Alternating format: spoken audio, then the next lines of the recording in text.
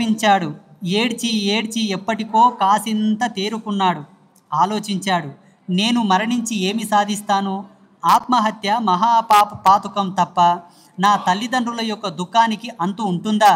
పాపిష్టి దేవుడు ఒక్కడే సంతోషించవచ్చుగాక. పరలోకంలో నా ప్రియురాలికి ఏదైనా మేలు జరుగుతుందా? జరుగుతుందంటే మరణిస్తాను. జరగకపోగా కీడు వస్తుంది.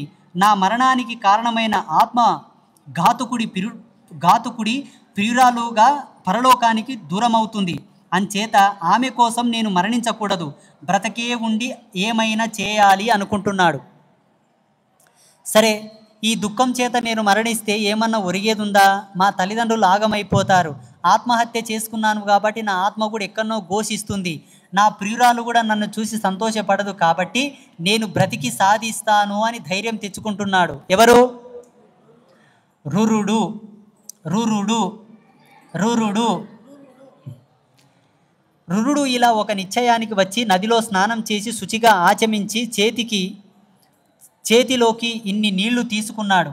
దైవాన్ని అర్చించడం లాంటి సుకృతాలు ఏ కొంచెమైనను నేను చేసి ఉంటే, గురువులను భక్తితో సేవించి ఉంటే, హోమాలు జపాలు తపాలు ఏవైనా చేసి ఉంటే, అఖిల వేదాలు చదివి ఉంటే, గాయత్రిని ఆరాధించి ఉంటే, సూర్యుని ఏ పూటనైనా ఉపాసించి ఉంటే, నా ప్రియురాలు ప్రమద్వర జీవించుగాక, లేదంటే నా ప్రాణాలు పోవుగాక అంటూ చేతిలో నీళ్లు నేల మీద విసిరాడు.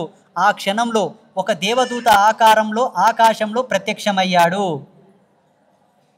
ఏడ్చుకుంటూ నదిలోకి దిగాడు. స్నానం చేశాడు. ఆచమన ప్రాణాయామ క్రియలు అంగన్యాస కరన్యాసులన్నీ చేసుకొని వాళ్ళ గురువిచ్చిన మంత్రాన్ని ఉచ్చరిస్తూ చేతిలో నీళ్లు తీసుకొని, ఓ దేవదత్తమా, ఓ దేవదేవ, నేను సత్యమైన సద్బ్రాహ్మణుడనైతే, నేను చదివింది మంత్రమైతే, నేను ఏమైనా సదాచారాలు ఆచరించినట్లయితే, నేను అగ్నికార్యం చేసిన వాడినైతే, నేను వేదాలు చదివిన వాడినైతే, నేను చేసింది ధర్మవర్తనమైన జీవితమైతే, వెంటనే నా యొక్క ప్రియురాలు బ్రతుకుగాక, లేదన్నా నేను చనిపోవుగాక అని నీళ్లు వదిలాడు. ఎవరు? ఎంతనా మంత్రవశీకరణం పొందిన వాళ్ళ యొక్క వాక్కుకు తిరుగుండదు. సదాచారం పాటించిన వాళ్ళ వాక్కుకు తిరుగుండదు. అందున బ్రాహ్మణుని వాక్కుకు తిరుగుండదు. కాబట్టి ఆయన అలా నీళ్లు వదిలాడో లేదో, ఒక దేవదూత ఆకాశంలో వచ్చి ప్రత్యక్షమై మాట్లాడుతున్నాడు. ఏమంటున్నాడు? రురు, సాహసం చెయ్యకు. మరణించిన వ్యక్తి జీవించడమా? ప్రకృతి విరుద్ధం.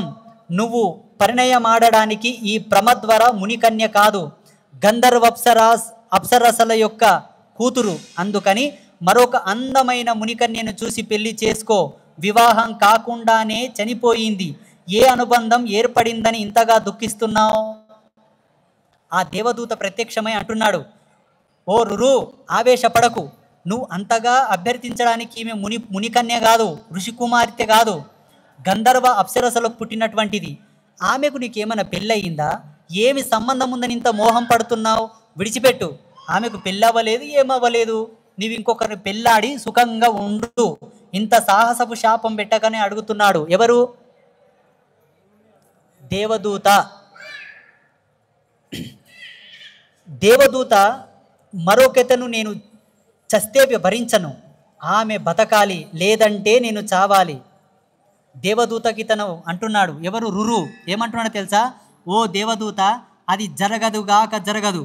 నేను ఒకరికి మనసిచ్చాను, చేసుకుంటే వాళ్ళనే చేసుకుంటాను, వేరొకరిని చేసుకోను, లేదంటే నేను చనిపోతానని ప్రతి సమాధానం ఇచ్చాడు. ఎవరు? రురు.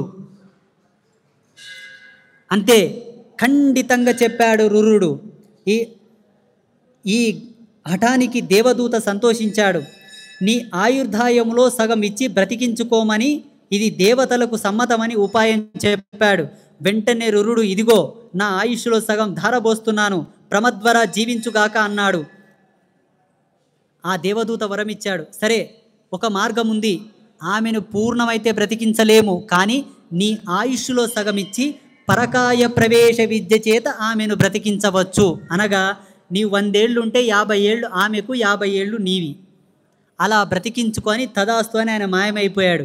వెంటనే నదీ జలం తీసుకొచ్చి ఆ నీళ్లను అభిమంత్రం చేసి ఆమె యొక్క పైన చిలకరిస్తున్నాడు. ఓ ప్రమద్వర, నా ఆయుష్లో నీ సగభాగం ఇస్తున్నాను, లేవు అన్నాడు. ఎవరు?